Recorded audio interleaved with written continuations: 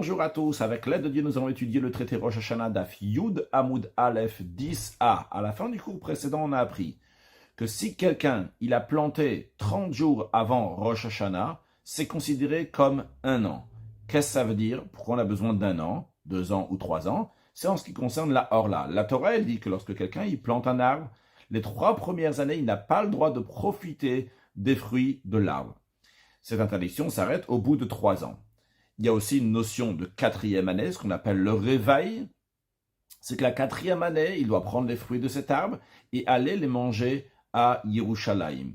La cinquième année, là, il pourra les manger chez lui, à la maison, dans l'endroit où il se trouve. Il n'a pas besoin d'aller à Yerushalayim, mais il a le droit évidemment d'en profiter. Comment on compte ces 3 ans? S'il a planté 30 jours avant Rosh Hashanah, on considère ça comme une année. Puis après, vont passer 365 jours. Après, encore une fois, 365 jours. Et à ce moment-là, donc, il y aura eu 3 ans de Orla. Mais, nous avons dit, bien qu'il a passé 3 ans, entre guillemets, d'Orla, quand je dis entre guillemets, vu que c'est pas vraiment 3 fois 365 jours, mais c'est 30 jours, 365 et 365, quand même, il n'aura pas le droit de manger les fruits de cet arbre jusqu'au 15e jour du mois de Shvat de l'année suivante. C'est-à-dire qu'il va mordre, il va prendre encore un morceau de la 4e année de Rosh Hashanah jusqu'au 15 Shvat, encore 4 mois et demi.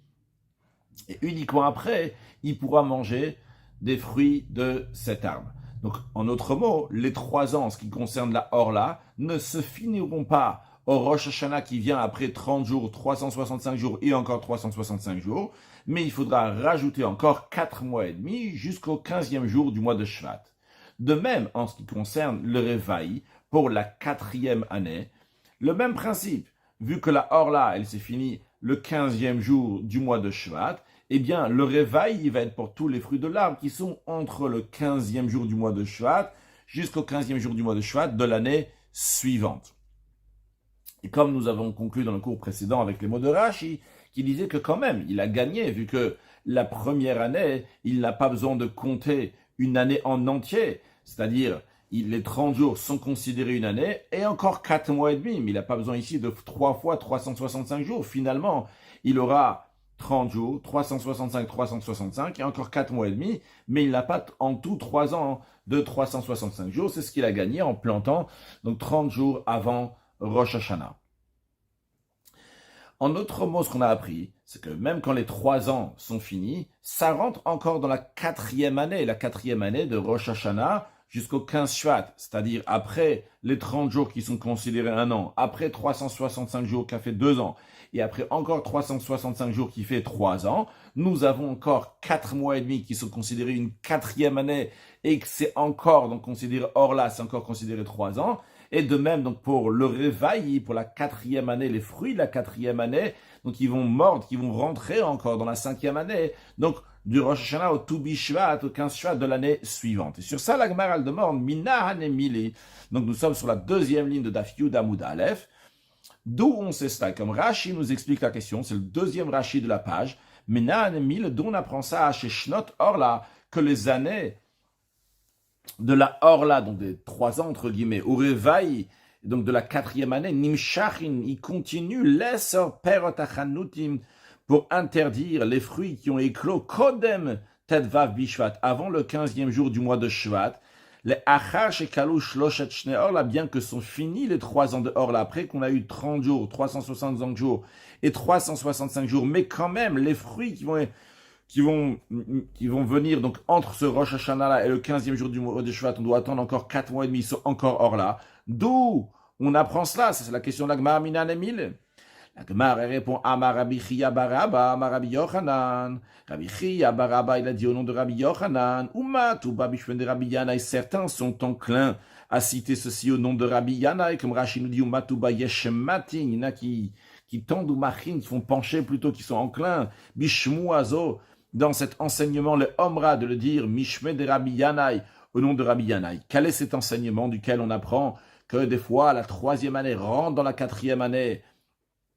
Et encore une fois, je répète pour peut-être la 3e fois, mais pour que ce soit bien clair, quand on dit la 3e qui rentre dans la 4e, c'est-à-dire après qu'on a eu 30 jours, 365 et 365, on rajoute encore, donc jusqu'au 15e jour du mois de Shvat, on rajoute encore ces 4 mois et demi qui sont considérés dans la 4e année. Eh bien, la réponse à cela, Makra, le verset il dit, Uva Shana Harevit, la 4e année.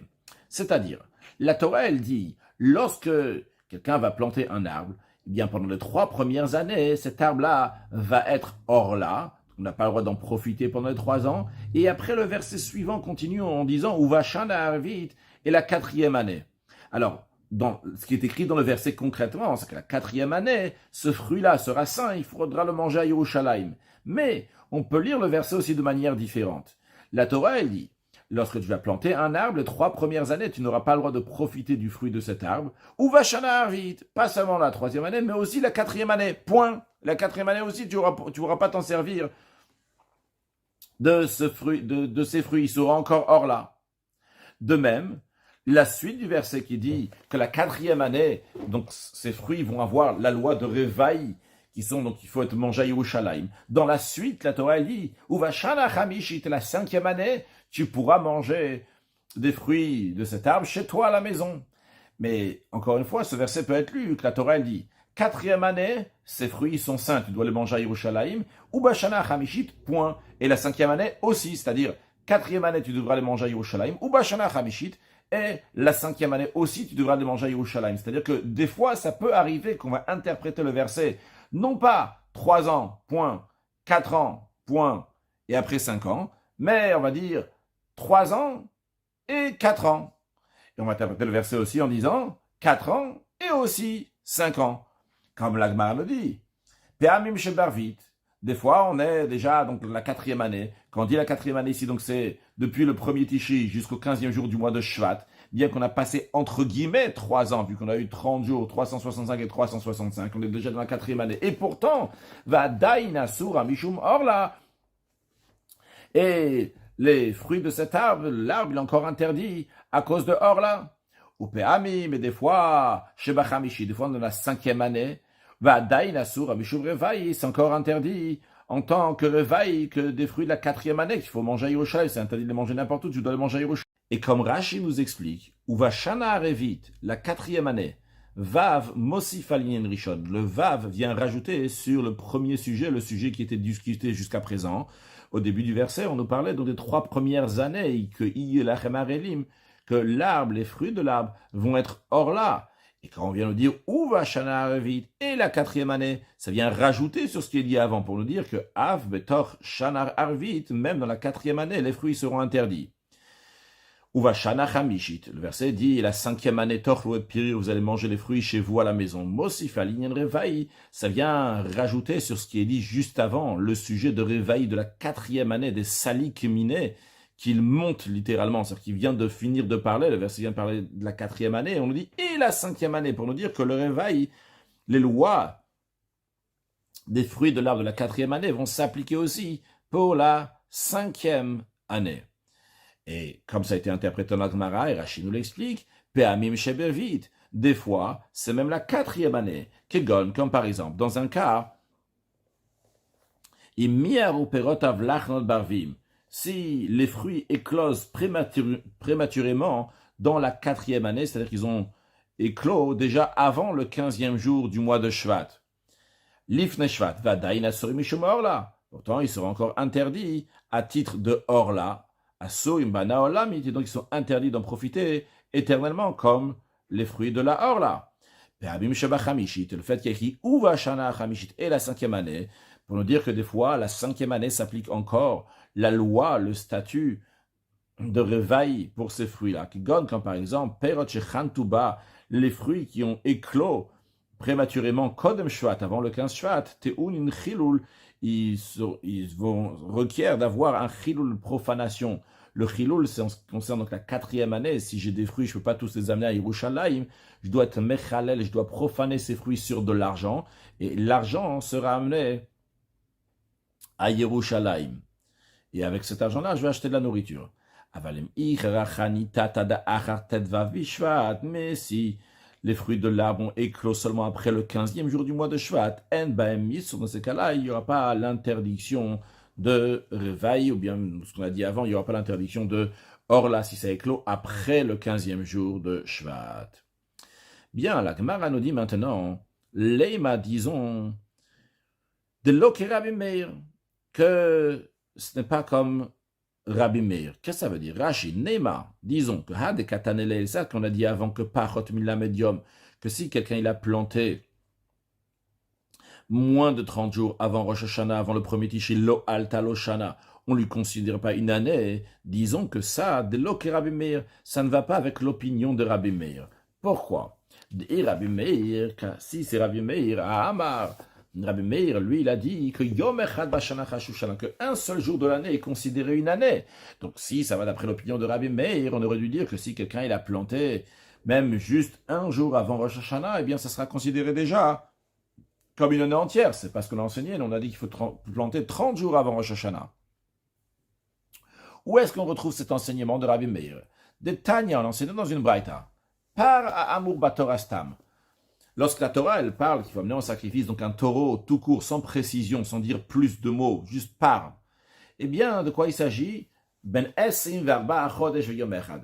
Il s'agit d'un taureau qui a 3 ans. Qu'est-ce que ça veut dire qu'il a 3 ans? D'après Rabbi Meir, ça veut dire qu'il a 24 mois et 1 jour. Ça, il a 2 ans et 1 jour. Lorsqu'il est rentré dans sa 3e année, il est considéré qu'il a 3 ans. Ça, c'est l'opinion de Rabbi Meir. Rabbi Lazar Omer, Rabbi Lazar dit, Rabbi Lazar aussi, il est d'accord qu'il faut que ce taureau, il a 3 ans. Mais d'après Rabbi Lazar, c'est quoi avoir 3 ans? C'est lorsque lorsqu'il a 24 mois et 30 jours. Lorsqu'il a 2 ans et 30 jours, à ce moment-là, il est considéré un taureau que la Torah, elle dit qu'on peut amener en sacrifice en tant que taureau. Shaya Rabbi Meir Omer, car Rabbi Meir avait la coutume de dire que Kol, comme Shenemar Egel Batorah Stam. À chaque fois que la Torah elle dit un veau tout court sans préciser du gros bétail, Ben Shana, il s'agit d'un veau qui est âgé d'1 an. Ben Bakar, si la Torah elle précise un veau du gros bétail, Ben Shtaim, ça veut dire un veau qui est âgé de 2 ans. Si la Torah elle dit par un taureau, c'est Ben Shalosh, c'est qu'il a 3 ans. Rashi, Egel Ben Shana, dictive est écrit Egel Vacheves Ben Shana, un veau et un agneau qui ont 1 an. Ben Bakar, Shel Shmini la Miloim, où est-ce qu'on retrouve que la Torah elle dit donc un veau qui est Ben Bakar du gros bétail, c'est le 8e jour de l'intronisation du Mishkan, du tabernacle, que ça a commencé donc le 23 Adar et c'était donc le 1er Nissan. Shenemar là-bas il est dit Kach lecha egel ben bakar lechatat, prends pour toi un veau de gros bétail pour sacrifice expiatoire. Et de quel âge s'agit-il? Ben Shnaim, Shtaim, qu'il a 2 ans. D'où on apprend qu'il a 2 ans? Shenemar il y a écrit Kach lecha egel ben bakar, prends pour toi un veau de gros bétail, ve'aï le'ola, et un agneau en holocauste, smimim, qui n'ont pas de défaut. Alors, quand on dit qu'ils n'ont pas de défaut, littéralement, ça veut dire qu'ils sont entiers, qu'ils ne sont pas de défaut, donc on peut amener en sacrifice. Mais, ve'achitania la Torah de Kohanim. Dans le Torah de Kohanim, dans le Midrash du livre de Vayikra, là-bas, c'est enseigné que qu'est-ce que ça veut dire quand on dit tmimim, ça va plus loin. C'est pas seulement pour dire qu'ils n'ont pas de défaut, mais pour dire que les deux, ils vont être exactement tamim, égal, sans aucune différence l'un et l'autre. Yishva ben Bakar ve'aï le'ola, il a comparé le verset aussi bien, donc ce ben Bakar, ce gros bétail en l'occurrence, donc ce veau, et le bélier qui est pour l'Holocauste, tmimim, avbeshanim, qui vont être égales, ils vont être tamim aussi dans l'âge qu'ils vont avoir, et donc l'âge qu'ils vont avoir, donc c'est de 2 ans, de la même manière que le haïl, le bélier qui est pour l'Holocauste, c'est 2 ans. Puis, en ce qui concerne le par, Rachid nous dit, Afilu kataf par ben bakar, même si la Torah aurait écrit donc un taureau du gros bétail, le nikra par pachat migel shanim, quoi qu'il arrive, un taureau, ce n'est jamais moins de 3 ans, c'est qu'il va avoir 3 ans. Donc, et Rabbi, on a souligné bien que c'est Rabbi Meir qui dit cet enseignement-là, mais c'est pas seulement un enseignement personnel de Rabbi Meir, c'est aussi un enseignement de Rabbi Elazar. Parce que Rabbi Elazar aussi, il est d'accord sur ce principe-là, qu'un taureau doit avoir 3 ans, etc. Tout ce que Rabbi Meir nous a enseigné. Mais le désaccord entre Rabbi Meir et Rabbi Elazar, c'est quoi qui doit avoir 3 ans? Ce qu'on a vu avant, c'est que Rabbi Meir, il dit que dès qu'il a 2 ans et 1 jour, il est considéré qu'il a 3 ans. D'après Rabbi Elazar, c'est lorsqu'il a 2 ans et 30 jours qu'il est considéré qu'il a 3 ans. En tous les cas, qu'est-ce qu'on voit de là? Que d'après Rabbi Meir, 1 jour de l'année est considéré une année. La preuve, ce taureau doit avoir 3 ans. Dès qu'il a 2 ans et 1 jour, on dit ça y est, il a 3 ans, parce que ce 1 jour est considéré comme une année. Et Rabbi Lazar, lui, il dit que non, c'est pas suffisant. Il faut qu'il y a 2 ans et 30 jours. 30 jours d'une année, c'est considéré une année. En tous les cas, ça pose problème. Ça pose problème ou pas, mais en tous les cas, on dit que notre Braïta va parler comme Rabbi Meir. Parce qu'on a dit que quand il doit planter avant Rosh Hashanah pour que ça soit considéré un an, c'est 30 jours. D'après Rabbi Meir, ça devrait suffire un seul jour. La Gemara répond, Afil ou Tema Rabbi Meir, même si tu dis que c'est Rabbi Meir, qui kama Rabbi Meir, Yom Echad Bashana Chashushana, quand est-ce que Rabbi Meir il dit qu'un jour dans l'année c'est considéré comme une année entière? C'est Besav Shana, si c'est à la fin d'une série d'années, c'est-à-dire on a 2 ans, on a encore une 3e année qui doit venir ici. On nous dit que même un jour de la 3e année est considéré un an. Aval Bitrilat Shana, mais quand c'est au début d'une série d'années, c'est pas considéré comme une année.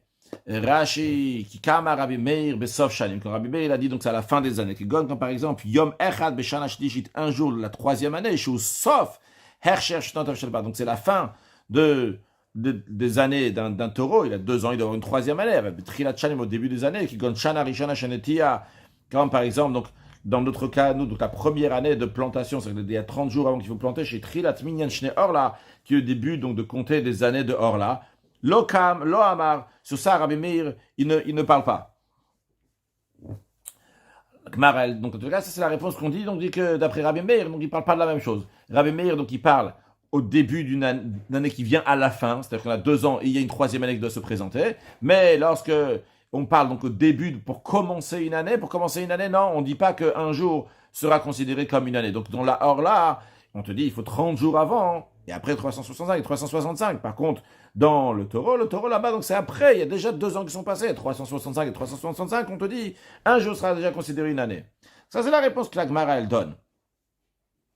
Mais Amarav, Rabba il dit non, ça marche pas ce raisonnement que tu as dit que d'après Rabbi Meir, un jour dans l'année, c'est considéré une année à la fin de série d'années, non pas au début de série d'années. Pourquoi? Voyons. Vlav Kalvachomer, il dit, n'est-ce pas, c'est un Kalvachomer. Le Kalvachomer va obliger de faire une démarche qui est inverse de celle qu'on a dit.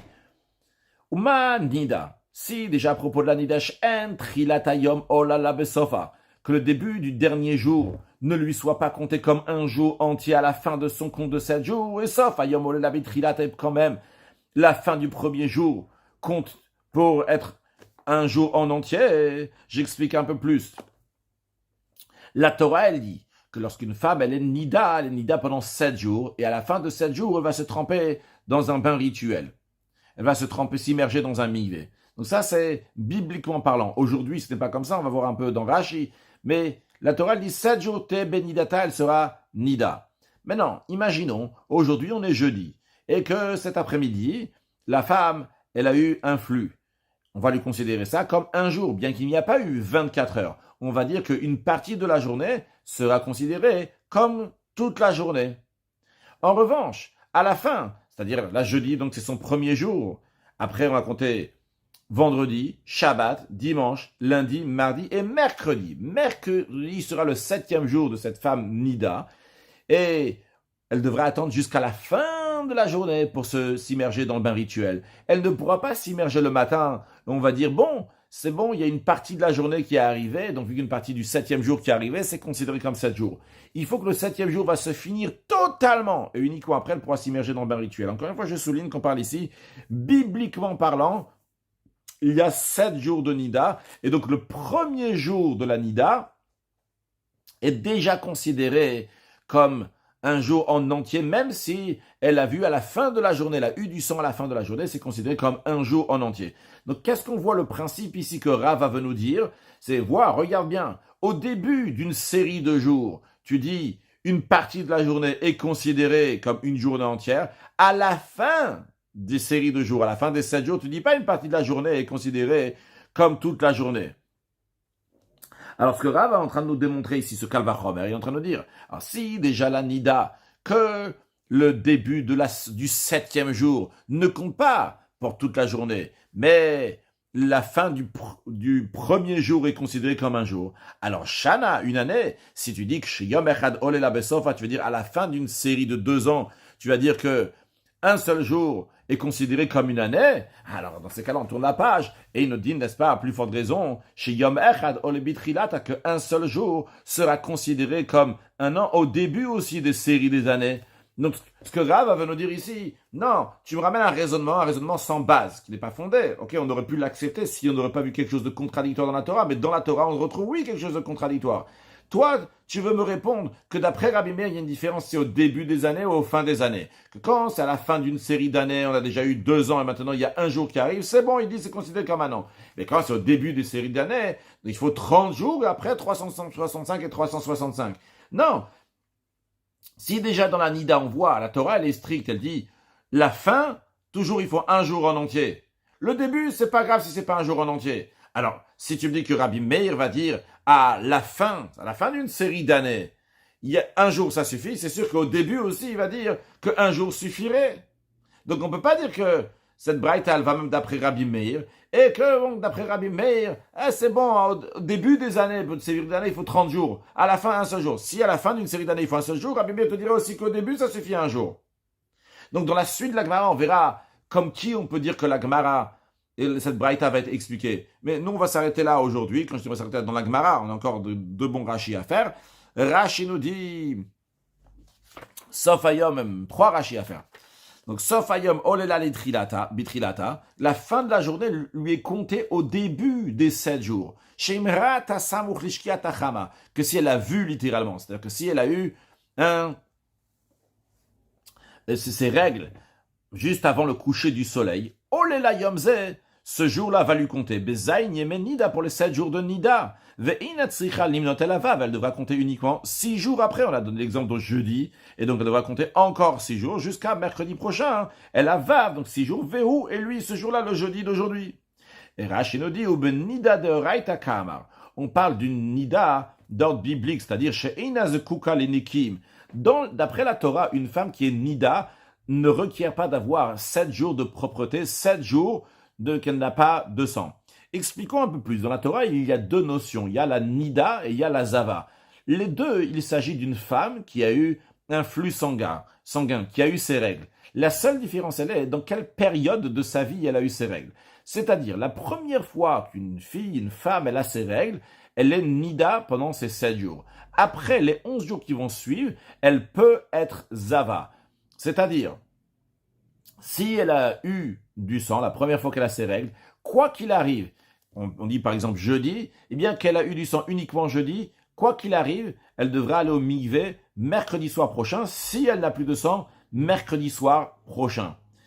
Qu'est-ce que je veux dire en disant quoi qu'il arrive? C'est qu'elle a eu du sang aujourd'hui seulement, jeudi, ou bien qu'elle a eu jeudi, vendredi, Shabbat, dimanche, lundi, mardi et mercredi jusqu'à mercredi après-midi, après elle n'a plus de sang. Eh bien, elle pourra s'immerger dans le mikvé tout de suite après mercredi soir. Ça ne change pas si elle a eu du sang uniquement aujourd'hui, 2 jours, 3 jours, 5 jours ou 7 jours. Au bout de 7 jours, elle ira s'immerger dans le bain rituel, elle sera pure. Ça, c'est la loi de la nida, bibliquement parlant. La zava, c'est si elle a eu du sang dans les 11 jours qui vont suivre.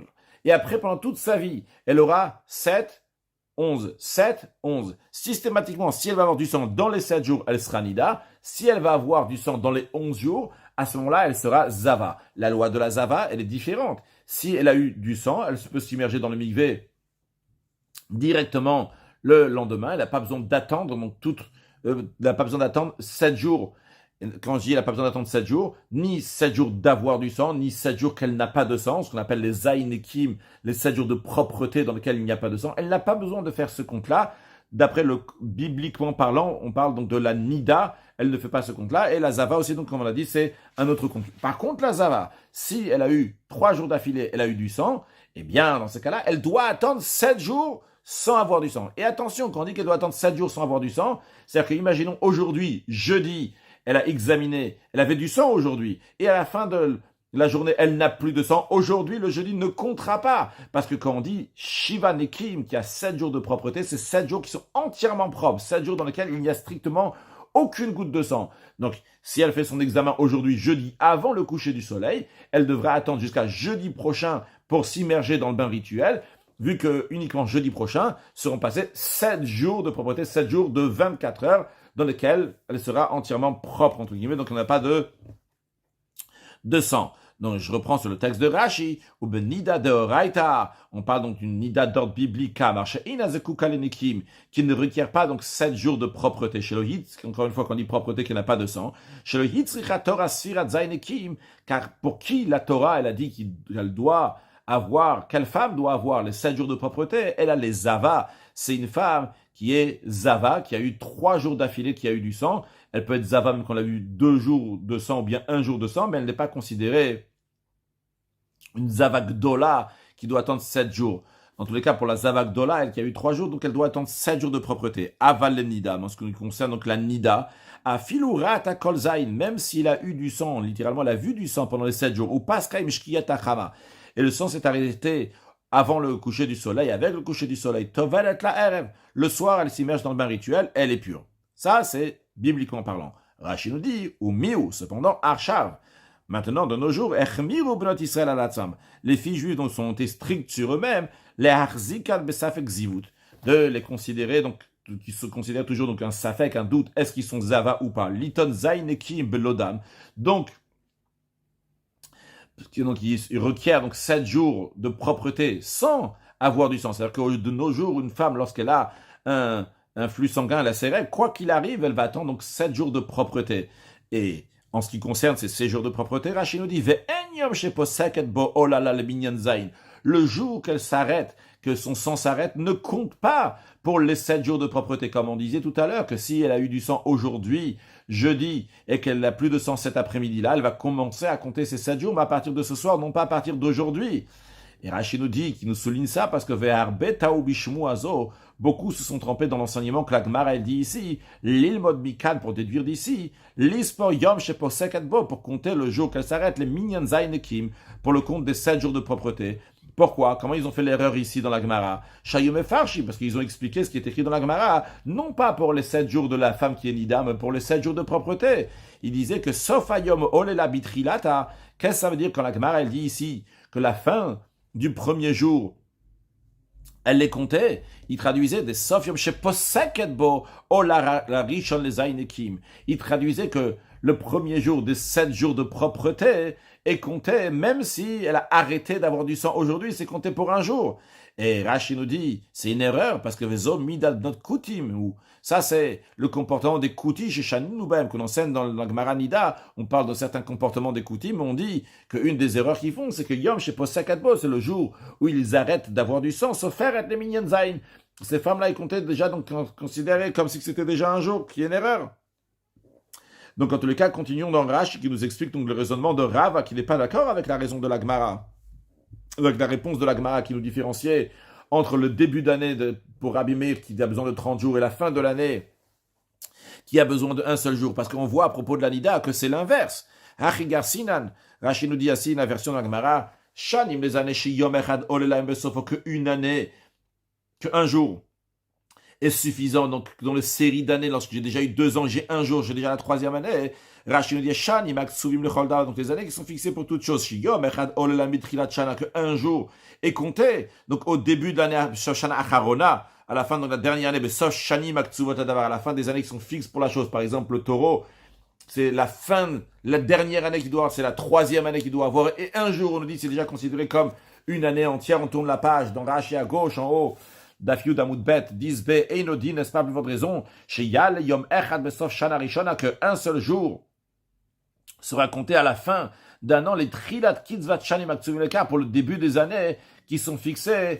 Pour cela, que s'il y a certaines années donc qui sont fixées, au début de l'année, déjà un jour devrait être suffisant, d'après Rabbi Meir aussi, vu qu'on voit dans la Nida qu'au début, on est indulgent, on dit qu'une partie de la journée est considérée comme toute la journée.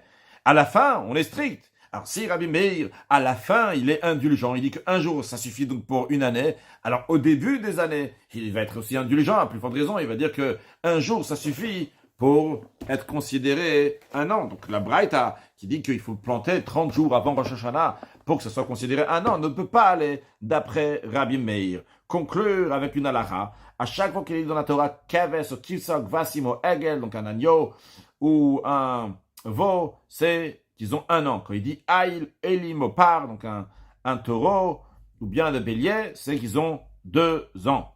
Un sujet de Chassidout, on a parlé de la 4e année, de la 5e année. Donc la 4e année, il faut amener les fruits à Yerushalayim pour les manger. La 5e année, on les mange chez nous à la maison. Dans la Chassidout, c'est expliqué que cette 5e année, là-bas, on retrouve que la Torah dit des expressions particulières pour cette 5e année. Parce que justement, la plus grande Kedusha, la plus grande sainteté, c'est pas lorsqu'on va manger à Yerushalayim seulement. Quand tu manges à Yerushalayim, finalement, Cette sainteté, elle est bloquée pour être seulement à Yerushalayim. Mais le but, finalement, c'est que tu vas les manger chez toi à la maison. Et chez toi à la maison aussi, tu vas avoir de la sainteté, amener la sainteté dans la matière, dans la vie de tous les jours, faire une dira betartonim, une demeure à Dieu ici-bas, et accueillir Mashiach, now, une excellente journée.